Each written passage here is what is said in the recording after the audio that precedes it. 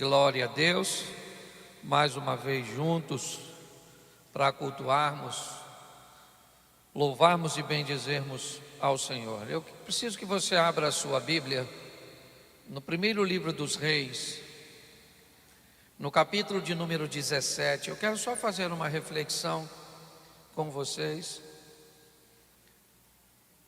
sobre a caminhada do profeta Elias. Eu vou passar por alguns estágios aqui e usar como exemplo para nós nesse trabalho de oração.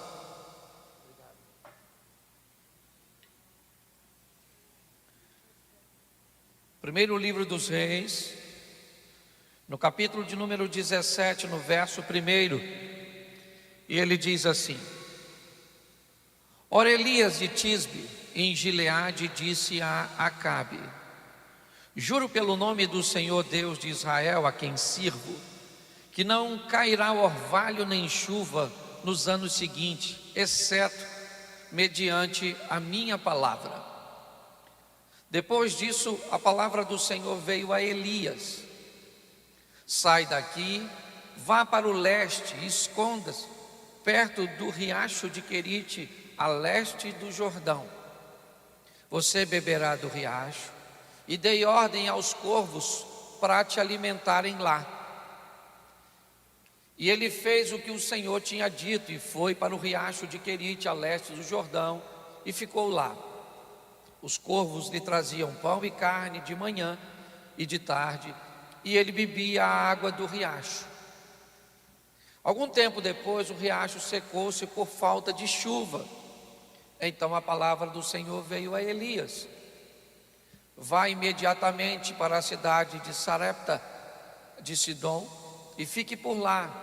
Ordenei uma viúva daquele lugar que lhe forneça comida. Ele foi, e quando chegou à porta da cidade, encontrou uma viúva que estava colhendo gravetos. Ele a chamou e perguntou: Pode me trazer um pouco d'água numa jarra para eu beber? Enquanto ela ia buscar a água, ele gritou: Por favor, traga também um pedaço de pão.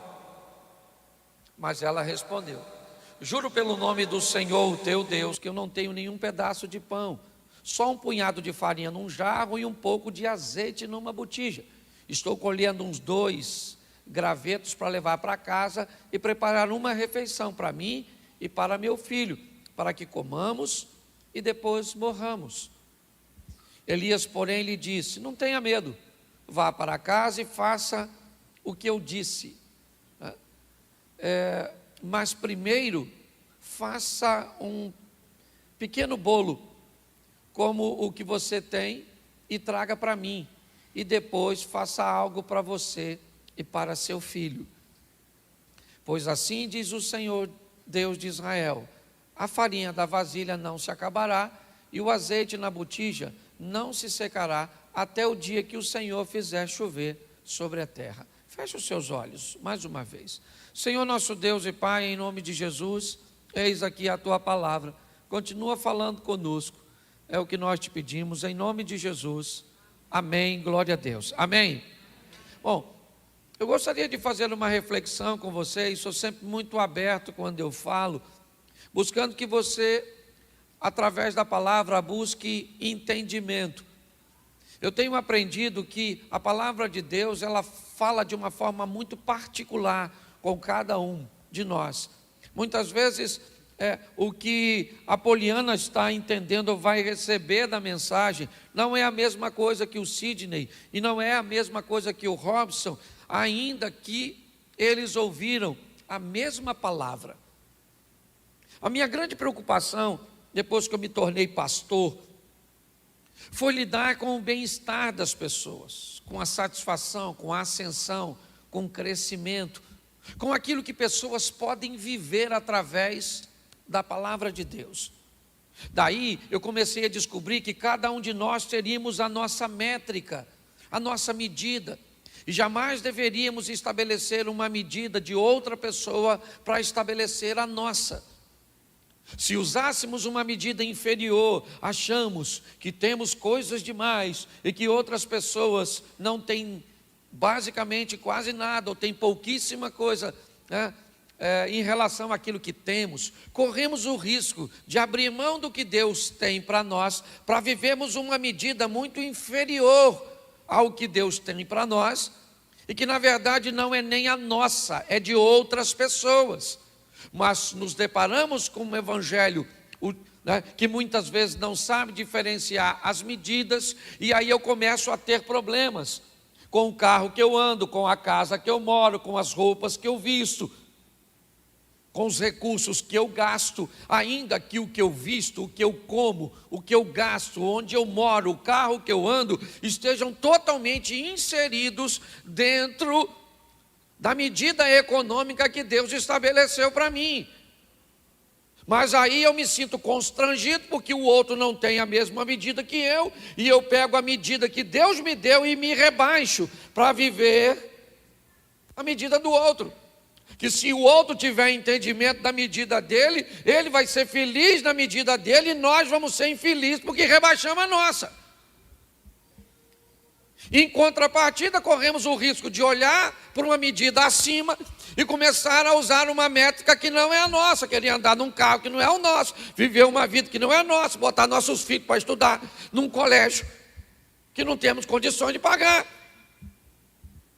E aí começamos a ser infelizes, porque começamos a ter coisas que sequer gostamos, mas simplesmente temos. Por quê? Porque estabelecemos uma métrica para cima que não é a nossa. Quando eu olho para tudo isso, o que eu vejo? Um nível alto de insatisfação, e isso me preocupa. Jesus disse: eu vim para que tenham vida e a tenham em abundância. O que a Bíblia me ensina é achar a medida cuja qual Deus estabeleceu para mim. Parar de olhar para cima, para querer ir para lugares que muitas vezes não é o meu. Eu não estou dizendo que você não deve almejar a ascensão e o crescimento. Mas do mesmo jeito que a medida excessiva para cima é prejudicial, a para baixo também é. Só consegue enxergar isso quem é maduro. Então hoje, eu preciso que você entenda qual é a sua motivação quando você vai acessar os céus através da oração. Vamos pegar Jesus como exemplo, não é ele o nosso espelho? Não somos cristãos porque somos chamados de pequenos cristos, aqueles que imitam a Jesus. Vamos olhar o modelo cujo qual Jesus estabelecia suas orações. Dificilmente você vai ver Jesus fazendo uma coisa, orando por ele. Basicamente, o único momento que você vê Jesus conversando com o Pai a respeito de uma necessidade sua, direta. Ele também tinha contas para pagar, ele também tinha famílias, ele também tinha ministério, ele também tinha uma série de necessidades. Mas quando nós olhamos para Jesus, basicamente o que vemos é um pouco antes da crucificação, ele falando: Pai, se possível for, aparta-te de mim. Primeira pessoa do singular, sou eu. O foco da minha oração agora sou eu. A maioria das outras vezes que você vê Jesus orando, sempre tinha a ver com outras pessoas. Era sempre algo abrangente e coletivo, era o povo, era o reino, era a nação, eram os discípulos, era o endemoniado, era o cego, era um morto, mas sempre sua oração era canalizada para resolver problemas de outras pessoas e não os seus propriamente. Isso em maioria. Nós vemos Jesus orando por ele, por suas necessidades. E por que é que Jesus estabelecia um padrão desse? Por que é que Jesus era alguém que orava mais pelos outros do que por si? Por que é que a história de Jó muda enquanto ele ora por outras pessoas? Por que é que Velho Testamento e Novo Testamento enviam a flecha para o mesmo alvo, oração? Por que é que a Bíblia diz orai sem cessar? Por que é que a Bíblia diz que a oração daqueles que são justificados pode muito em seus efeitos? Então, em momento algum, podemos negligenciar o poder da oração. Nós só precisamos entender que quando a oração é feita de forma correta e acompanhada de posturas e posicionamentos, nós vamos continuar orando. Eu não sei se você já prestou atenção, quando Daniel sai da oração para a cova dos leões, ele não infringiu nenhuma regra. Daniel era um cara obediente. Quando o rei da Pérsia disse que não podia orar e assina um decreto, se ele desobedecesse orando, ele mereceria o cárcere, ele mereceria a cova dos leões. Havia justiça. Ah, pastor, mas o senhor não está entendendo. O Novo Testamento diz que é melhor obedecer a Deus do que aos homens. Que se o que você faz para Deus, ou que os homens determinam, façam com que você desobedeça a Deus, você obedece a Deus. E ele estava desobedecendo a Deus quando estava orando. Não, eu acho que você não leu o texto direito. O que foi escrito como decreto é o seguinte: durante tal período, não lembro aqui agora, 30 dias, durante um período, ninguém pode pedir nada a ninguém que não fosse ao rei. O que eles não sabiam, até porque Daniel está inserido numa cultura que não é a sua, é que nem todo aquele que está de joelho dobrado está pedindo. O texto é claro em dizer que o que Daniel fazia eram orações durante aquele período, que não podia pedir, ele fazia orações de ações de graças. Ele não estava desobedecendo nada, ele só mudou o teor da oração, porque tem gente que diz que todo aquele, ou pensa que todo aquele que está orando de joelho dobrado, está pedindo, me dá, me dá, me dá. E aí me vem a pergunta que eu quero ver com vocês, já já eu entro aqui no profeta Elias. Mas preste atenção, por que é que pedimos tanto? Por que é que temos tanta necessidade, na verdade? Se é que temos. Que a minha pergunta é o seguinte: quantos aqui não têm uma casa própria? Levante a mão. Pois é, você precisa de uma casa própria, sim ou não? Sim ou não? Quem aqui já tem uma casa própria e gostaria de ter uma casa melhor? Levanta a mão. Isso, você não precisa. Você quer. E não tem problema nenhum. É só você definir o que você quer e o que você precisa. Quantos aqui tem carro? Levanta a mão. Quantos gostariam de trocar para um carro mais novo? Isso, você não precisa, você quer. E isso é legal. É só você entender o que é necessidade, o que é. Se você me perguntar hoje, pastor, o que o senhor quer? Eu falo, senta e anota. Porque se eu for falar tudo que eu quero, eu tenho muita coisa. Pastor, o que o senhor precisa? Nada. Se você analisar direitinho, muitas vezes nós estamos em busca daquilo que não é nosso. Nós já somos felizes pra caramba. Nós só estamos meio insatisfeitos porque o outro está numa medida que não é a nossa. Meu irmão, louvado seja Deus pelo que nós temos. Porque Deus é bom, a misericórdia dele dura para sempre. Às vezes pessoas têm na casa dele coisas que você não tem na sua. Mas muitas vezes você tem relacionamento na sua que eles não têm nas dele. É que nós fomos ensinados a olhar apenas para coisas materiais. Então, por que é que pedimos tanto? Por necessidade, pode ter certeza que não tem. Ah, pastor, eu vim aqui hoje e não tem nada para comer em casa. Nem precisa orar mais por isso. Procura a gente aqui, um obreiro no final, e a gente vai mandar umas cestas básicas para você comer. Tem gente que manda para cá, para caramba. Aí, tá certo? Então, eu queria que você entendesse que você precisa olhar para as suas necessidades de uma forma diferente. Segunda coisa que eu queria que você visse é: por que é que você tem a necessidade que tem? Quem é o grande causador? O que é que vai fazer? E aí eu venho para Elias. Eu admiro ele. Você vai em Israel, você ouve histórias de que as famílias mais ortodoxas mantêm durante as refeições uma cadeira na mesa, aguardando que um dia Elias venha. Isso faz parte da cultura dos mais ortodoxos lá de tão respeitado que esse cara é. Você vê que confundiam Jesus, achavam que Jesus era a reencarnação do Elias. Para mim, ele é um dos top do Velho Testamento no que diz respeito à oração, falar com Deus, intimidade. Para mim, só pede para Moisés, que foi o campeão, e para mim, o Abraão também foi um cara extraordinário. Mas dificilmente você vai ver nessa turma, né, alguém tão voltado para a oração e viver tantas coisas quanto Elias. Eliseu vive momentos, é verdade, dobra os milagres, mas Elias foi o fundador, né? Ver o cara aumentar a escola de profeta, eu até respeito, mas ver o cara fundar a escola de profeta, o cara tem mais respeito, certo? Então vamos dar uma olhadinha, só que Elias arrumou umas problemadas com as coisas que ele fez. Eu só quero mostrar ele porque ele está muito perto da gente. E o que eu quero falar com você hoje é que a maioria dos problemas que você tem foi você que casou, ou você que causou. Nossa, não sei porque saiu casou. Mas você que é casado entende.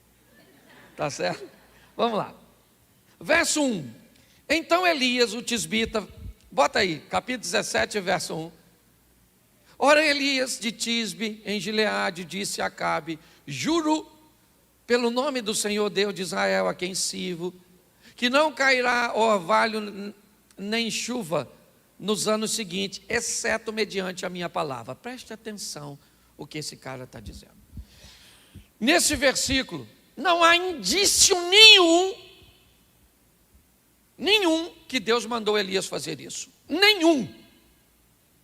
Elias está dizendo: eu tenho uma comunhão com Deus, e pela comunhão que eu tenho com Ele, não chove nas terras onde Acabe administra, a não ser quando eu falar.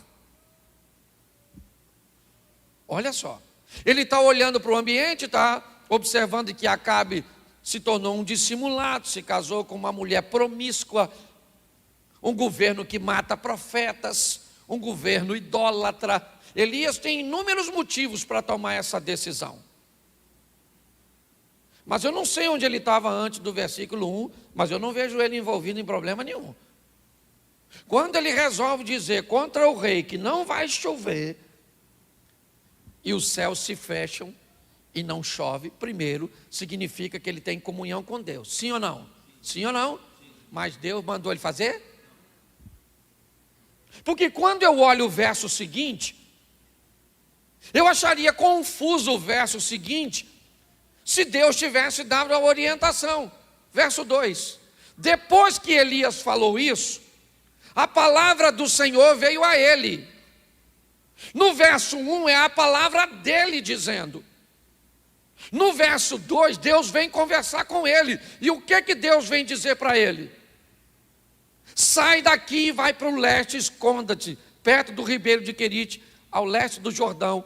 Em tese o Acabe está te procurando para te matar.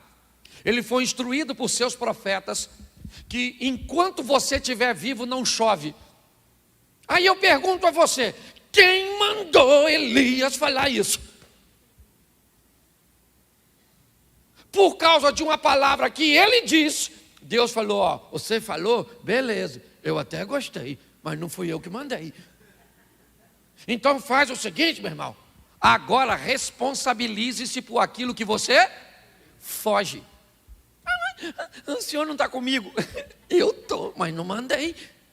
Se eu tivesse mandado você comprar, eu dava a você condições de pagar. Você comprou porque quis, então agora para de comer na rua, vai ter que fazer isso, vai ter que fazer aquilo para pagar esse troço. Mas não, eu enfio os pés pelas mãos e vou para o altar. Senhor, pastor, acho que Deus não está escutando. Escutando ele está. Ele só está querendo saber quem mandou você comprar, quem mandou você fazer, quem mandou você casar. Pastor, ora pelo meu marido, 30 anos, guarda mais uns 20 de força para orar. Mas pastor, é muito difícil. Querido, é difícil para todo mundo, não é só para você. Quanto mais assertivo você se torna através do conhecimento da palavra de Deus, menos sofrimento você tem. O Deus Todo-Poderoso, fala para seu servo e manda o servo fugir. Foge para o ribeiro de Querite, porque lá em Querite, certo? Eu vou mandar os corvos te dar comida. Eu vou tentar ajustar a besteira que tu fez. E pior, Acabe era um cara diligente. Pega seus soldados e leva para perto de Querite. E Deus diz: olha, Elias não sabe, mas Deus está vendo tudo. Quando Deus está vendo que Acabe está chegando com seus soldados em Querite, Deus aparece para Elias e diz: Elias, sai de Querite e vai para Sarepta, fora dos termos administrativos, atravessa a fronteira, lá Acabe não tem poder, vá para lá porque Acabe já está chegando aqui. O que a Bíblia está dizendo é que Elias está sofrendo consequências, aquilo que a gente chama de castigo. Gente, apague do seu dicionário a palavra castigo. O nome que deram, né, a palavra responsabilização foi castigo. Porque castigo parece que é aquilo que precisaria de misericórdia, que precisaria de perdão. Castigo é aquilo que parece que você tem pouca culpa, que você não tinha muita consciência quanto fez.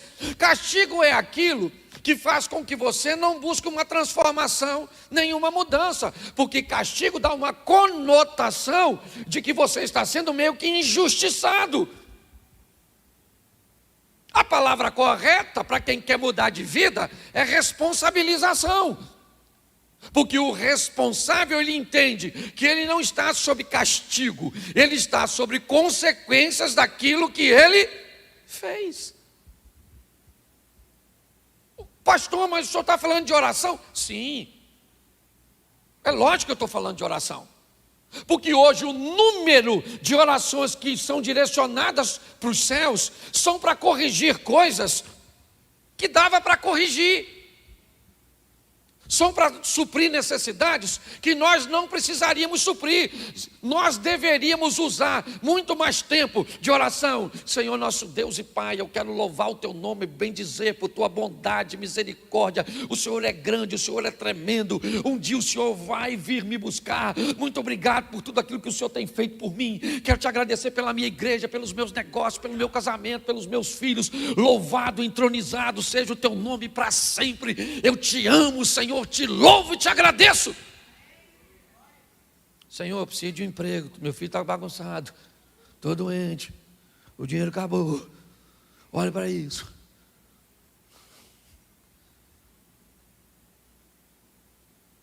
Mas sabe o que parece? Que se não tiver problema, não tem oração. Quando nós olhamos para essa estrutura, a primeira coisa que eu quero que você veja é que Elias está trazendo para si um problema que ele vai ter que gerenciar. Deixar sua cama em sua casa, em Tisbe, para dormir no meio das pedras, no Querite, para fazer uma viagem até Sarepta, ter um encontro com aquela mulher que tem só um pouquinho de farinha, um pouquinho de azeite. Sua comida está regrada. O que Elias está fazendo? Ele esqueceu que ele mora na terra que ele pediu para não chover. Ele esqueceu que se secasse para Acabe, secaria para ele também. Você tem que ter muito cuidado com a sua oração. Senhor, me dá força. Deus, é lógico, toma coisa pesada para carregar. Mas eu pedi força. Você vai para a academia e descobre que você está forte quanto? Quando o peso que você levanta aumenta. Senhor, me dá sabedoria. Toma problema. Mas eu pedi sabedoria. Mas como é que você vai saber que é sábio? Salomão pediu o quê? Sabedor? O que chegou lá? 2 mulheres para resolver um problema. Cuidado com o que você ora. Porque você pode estar vivendo uma vida maneira, porque Deus está atendendo o que você pediu. Pedi nada disso, Senhor. Eu não sei se você tem noção? Há um tempo atrás eu pedi a Deus uma das coisas que eu precisava fazer, mas que mais me deixa triste. Estão gravando isso, João? Está transmitindo? Eu pedi a Deus para ser empresário. Eu pedi a Deus para ser empresário. Num país onde os recursos cujos quais você investe praticamente não retornam para você. Praticamente não retornam. Tem mês. Você sabe de que eu pago imposto? Você sabe o que eu vendo? Sabe o que eu fabrico? Você sabe onde é a minha fábrica? A minha fábrica é aqui e é nos livros que eu leio. Você sabe quanto o governo cobra para eu falar para os outros? Para dar minhas palestras e fazer meus shows? Porque eu abri uma empresa? 13% de tudo aquilo que eu ganho, eu tenho que pagar imposto que não me retorna para basicamente nada. Tem que estudar em colégio particular os filhos, tem que ter plano de saúde, porque pouquíssima coisa o governo te devolve. Não pago, certo? Para aposentadoria, porque esse não é meu foco. Mas deixa eu te explicar uma coisa. Quando nós olhamos para algumas situações da nossa vida, nós vamos descobrir que muitas coisas que queremos ter vão trazer para nós um gasto tão grande, que eu vou falar para você, tem dia que me dá vontade de não fazer nada, porque eu descubro que quem não tem toda essa estrutura que se tem que manter, é muito mais feliz do que eu, dorme muito mais feliz. Por isso que a Bíblia diz que nós temos que ter cuidado para não viver do pão de dores, que aquela grana que é tão ruim de ganhar, que não tem nem prazer de ganhar. Hoje eu vejo pessoas orando e pedindo coisas que me deixam meio preocupados, se elas alcançarem. Você vê que Elias está atravessando tudo isso, para quê? Porque ele pediu, é reflexo do que ele fez. Pastor, isso é castigo? Não, é responsabilização, é só isso. Você é responsável. Verso 13, põe para mim. Põe o verso 13. Isso. Peraí. Não, capítulo 18, verso 1, perdão. Capítulo 18, verso 1. Isso. Depois de um longo tempo, no 3º ano da seca, a palavra do Senhor disse a Elias: vá apresentar-se a Acabe, pois enviarei chuva sobre Israel. Eu gosto disso. Elias disse assim: só vai chover segundo a minha. Quem foi que deu a palavra dizendo que vai chover? O Senhor. Você note que ele está debaixo daquela situação e não orou. Deus olhou e disse: meu irmão, quem assume aqui sou eu sou o responsável. Deus diz a Elias: vai, apresenta-te a Acabe, porque eu vou fazer chover sobre a terra. Vai lá, vai encontrar com ele, vai ter um encontro. Deus está mostrando algo preciosíssimo aqui. Ele está no controle de todas as coisas. O que Deus tem tentado o tempo inteiro, gente, o tempo inteiro, é nos ensinar para corrigirmos a nossa rota e mudarmos. Não é parar de orar, não é isso. Eu sei que hoje eu estou envolvido num montão de coisas que eu não deveria estar, que me trazem preocupação, que me trazem sofrimento, que me trazem desgastes, agenda em lugares que eu me arrependi de fazer depois que disse que iria e agora eu tenho que ir, negócios que ocupam muito meu tempo e que hoje, situações que às vezes eu preciso de liberação para fazer eventos em determinados lugares, em ambiente político, e aí eu tenho que dobrar meu joelho e dizer: Senhor, abre as portas em tal lugar assim, envia recursos em tal lugar desse jeito. Eu também faço isso. preciso ficar orando para corrigir coisas que eu sofri, ou melhor, que eu criei e que eu tenho que me tornar responsável. Quando nós olhamos para essa situação, e isso eu digo para quê? Pastor, mas não é isso, eu estou doente. Pastor, não é isso, Não, presta atenção. O que eu estou te dando é primeiro uma informação para que você, através de uma oração de súplica, através de uma oração onde você vai precisar acessar os céus para corrigir seus problemas, a minha preocupação é se hoje você não está criando problemas para ter que ficar fazendo esse tipo de oração o tempo inteiro. Você vai continuar orando, mas 70%, 80% de suas orações serão canalizadas para acionar os céus no que diz respeito ao agradecimento da glória, do poder, certo? Das bênçãos que Ele tem dado, e não para correção. Correção você precisa para agora, por isso que eu estou antecipando. Então, por favor, todos nós, porque senão não tem vida, gente. Senão, porque olha, me permita fazer uma colocação e não crítica.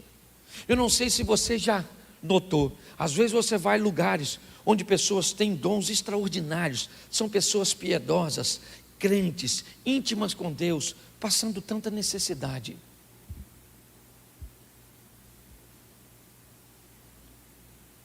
Você já notou isso?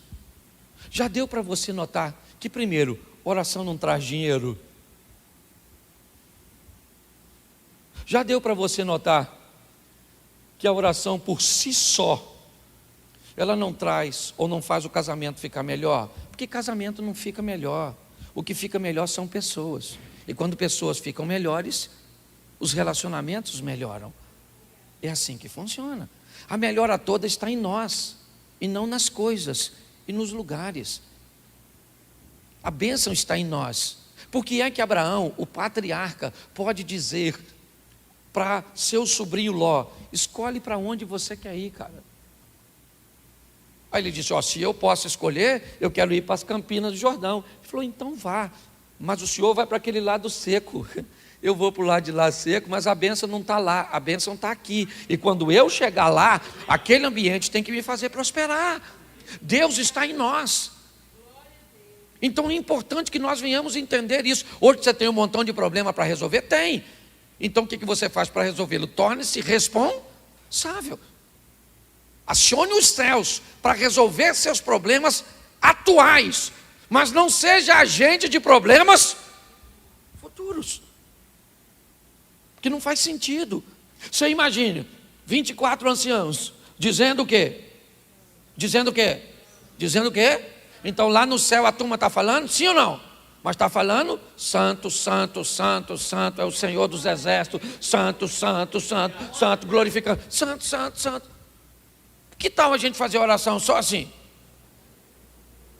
Santo, santo, santo, santo, Deus é bom, misericordioso, extraordinário, muito obrigado, eu te louvo, eu te agradeço. Ué, mas você não perde? Eu falei: não penso não. Não estou precisando de nada. Eu estou querendo um montão de coisa, mas precisando mesmo, não estou precisando de nada. Pastor, é um tipo de oração só? Não, gente, a oração da petição, ela tem que acontecer. Ela tem. A minha preocupação é só a quantidade do tempo que a gente gasta pedindo, e o que a gente gasta glorificando e agradecendo. É só isso. Mas eu sei que quando eu falo isso, a mente... Ué, pastor, e quem é que vai pedir por mim? Se eu não vou pedir, quem é que pede? Você não precisa pedir. Sua vida é assertiva, sua postura, os céus estão a seu favor. É isso que eu quero que você entenda, sabe? É dessa forma que a gente precisa se posicionar. Por quê? Porque aí as pessoas vão olhar e vão dizer: caramba, mas que casamento é esse? Mas que ambiente é esse? Esqueça as coisas, gente, esqueça. Esqueça o luxo, a suntuosidade, esqueça essa história. Ontem eu estava almoçando na minha casa. Sabe o que tinha na minha mesa? Batata frita, banana frita, feijão, um pedacinho de carne, arroz e uma salada de tomate com alho, que eu amo. Eu peguei o arroz, botei e joguei a salada. Misturei.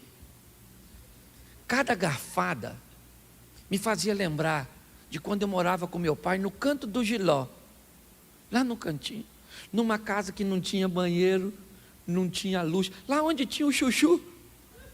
Lembra da minha história com o chuchu? Vem de lá, beira do rio. Não tinha uma pensa. Eu dava tudo que eu tenho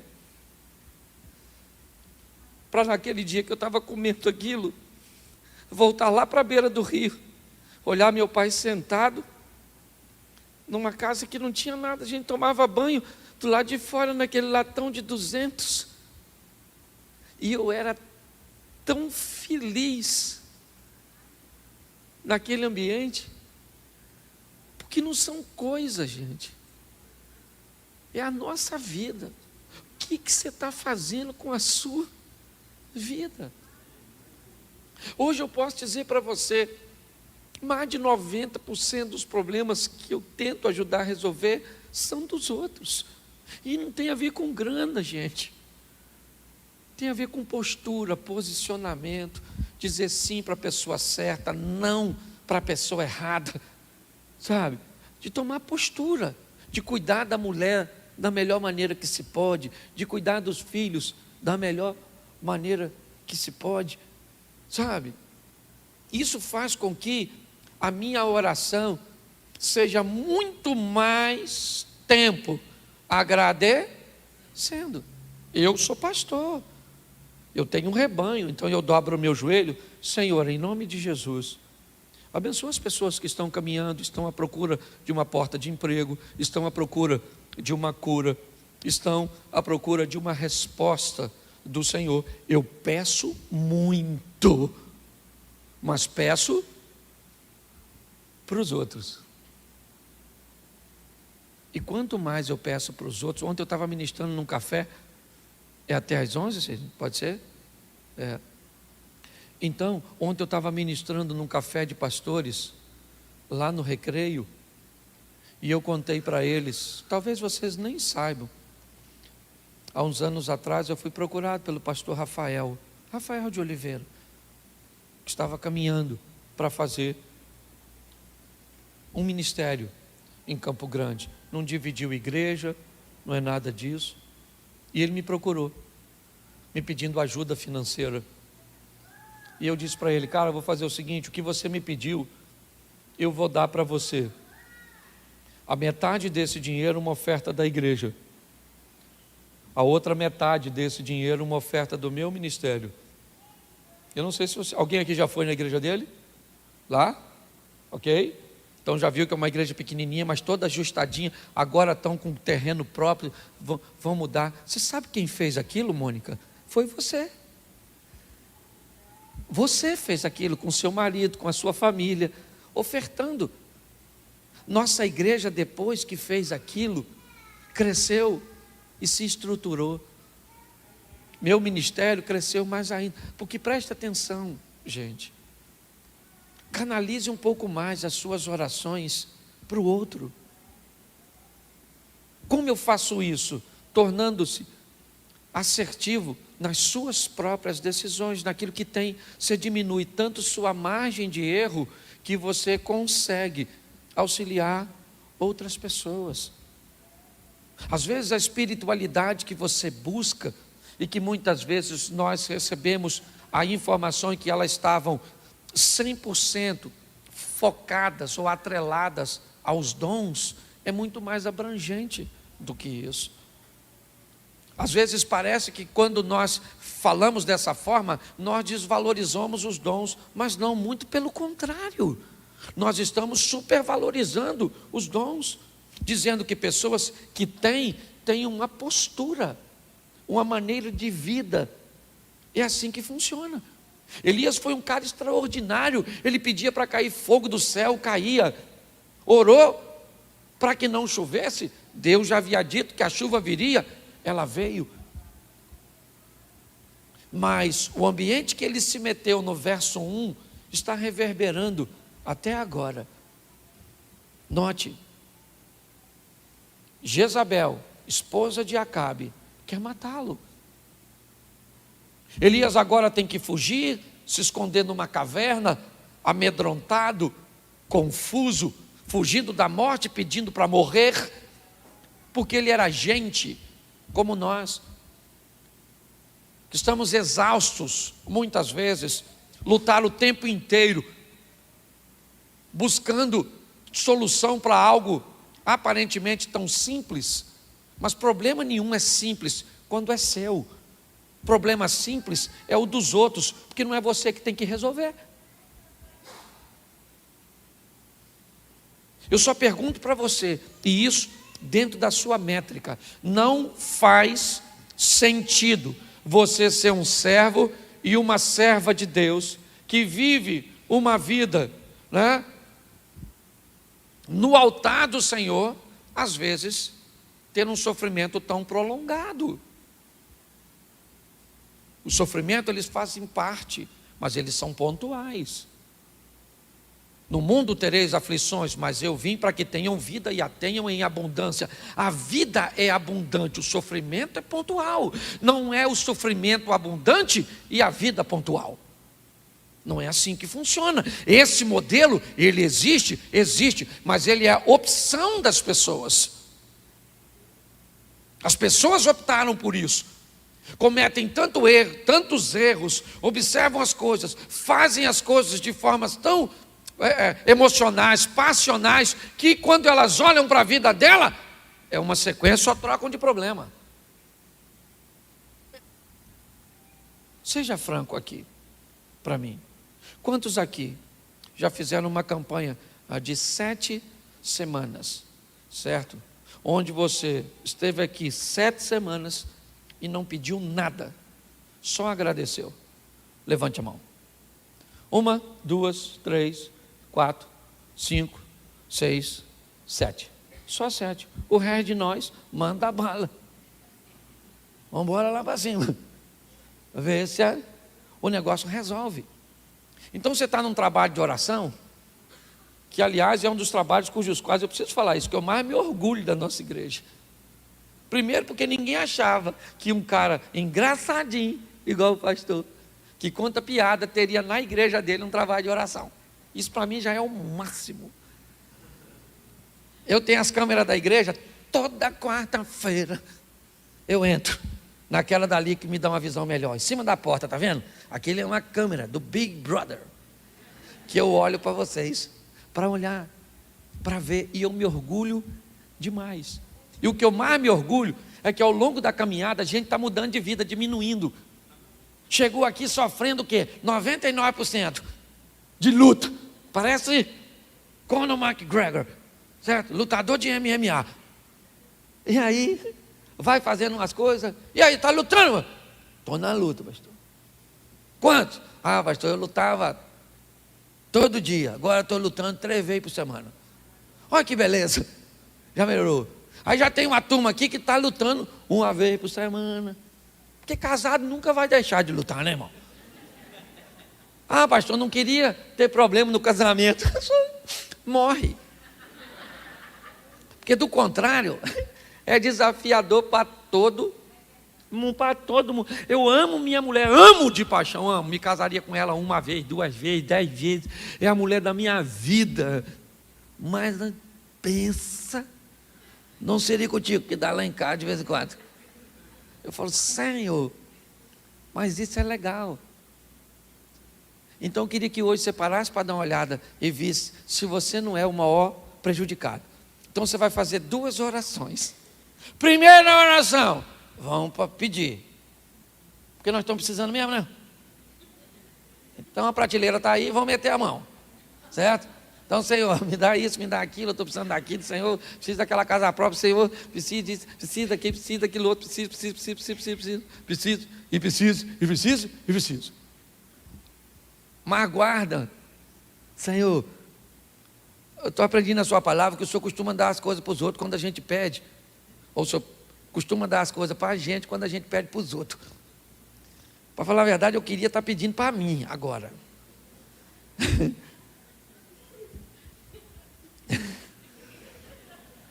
Deixa eu ver se eu consigo. Tá? Eu já pedi para mim, né? Para mim não vale mais.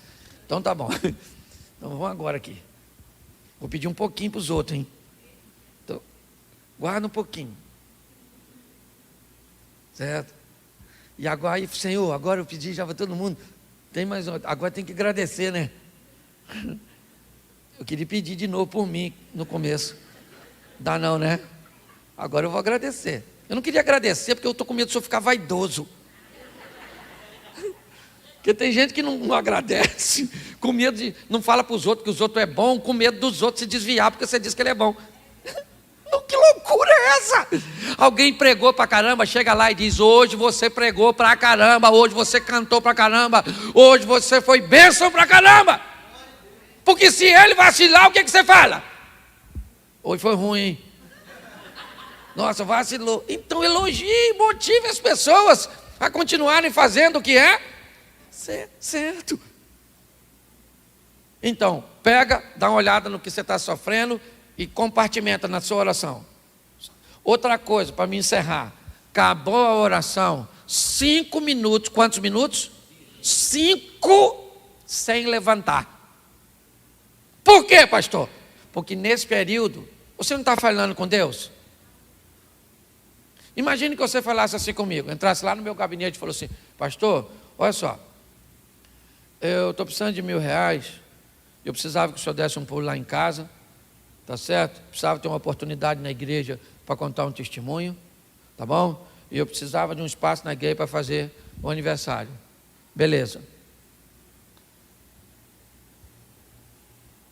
E vai embora. E aí eu não disse se tem os 1.000. Eu não disse nada. Porque tem gente que fala, levanta, e eu imagino Deus falando: volta aqui. Eu não tenho 1.000 não. Senhor, por que o senhor não me deu os 1.000? Porque não deu tempo de falar que eu não tinha. As pessoas fazem tudo errado. E depois reclama. Então, Senhor, pede o que você quiser, agradece, louva, e depois cala a boca. Fique assim: Senhor, estou só agora aguardando a resposta. Então, só 5 minutos que eu posso esperar. Se o senhor vai mandar alguma coisa agora, manda. Se não, às vezes acontece de ir pelo caminho, igual o leproso, certo? Resposta no caminho. Às vezes não é agora, como o senhor diz para sua mãe Maria, e vai embora. E aí você vai começar a viver uns troços muito doidos. Muito, gente, é muito legal. Então eu quero que você seja espiritual. É lógico que eu quero uma igreja espiritual. É lógico. Uma igreja que cospe fogo. Uma igreja extraordinária, onde os membros são reconhecidos por pessoas diferenciadas no reino. Pastor, foi aqui um membro da sua igreja, que fogo puro. Eu falei: isso aí, discípulo do Elias. É isso aí, certo? E vamos embora, vamos para cima. Eu tenho o maior prazer nisso. Agora, eu acho legal dizer: pastor, rapaz, gostei de fazer negócio com fulano. Pessoa séria, mesmo lá da sua igreja, olha, cumpriu o que falou, entregou o que prometeu. É extraordinária. Pastor, viajei com um membro lá da sua igreja. Pastor, que pessoa extraordinária, que pessoa do bem, que pessoa. Isso é extraordinário, isso para mim é espiritualidade. E aí eu digo: lá do projeto de começar, amigo desde a infância. E quando fala alguma coisa ruim, eu digo: quem? Fulano. Eu acho que frequenta lá. Então vamos sair daqui, gente, para continuar orando, porque não dá para parar de orar, amém? Não dá para parar, é só canalizar. A maior parte da nossa oração vai ser de quê? De agradecer. A gente vai usar uma parte dela para pedir. E a outra parte? Pedir para os outros. E o finalzinho? Para ouvir. Deus falando: não, não dou isso, não dou aquilo, não dou nada. Hoje não estou para nada, hoje não estou bom. Eu vou fazer nada. E hoje? Não, hoje tudo. Sua sogra vai para o céu, os filhos vão tirar nota 10. Hoje pode pedir o que você quer, que hoje a janela está aberta. Porque o que Deus quer é que você se divirta e para de sofrer. Mas antes de parar de sofrer, vai ter que corrigir esse troço ruim que você plantou. Posso ouvir um amém?